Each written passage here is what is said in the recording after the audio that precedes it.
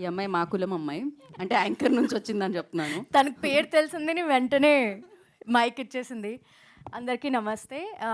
నాకు చాలా చాలా హ్యాపీగా ఉంది. చాలా టైం తర్వాత మీ అందరినీ కలుస్తున్నానని. డెఫినెట్లీ డైరెక్టర్ గారికి అండ్ ప్రొడ్యూసర్ గారికి అండ్ ద హోల్ టీమ్ చాలా చాలా ధన్యవాదాలు నన్ను ఈ ప్రాజెక్ట్లో పెట్టినందుకు.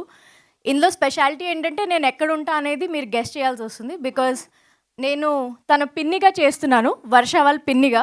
బట్ నేను అస్సలు అలా లేను అని మా వాళ్ళందరూ చెప్తున్నారు. అంటే సౌమ్య అది నువ్వా, అసలు గుర్తుపట్టలేదని చెప్తున్నారు. So I love this project because ఇలాంటి ఛాలెంజింగ్ రోల్స్ వస్తే కానీ మాలో ఉన్న యాక్టర్ బయటికి రాడు. So we love that. Thank you so much.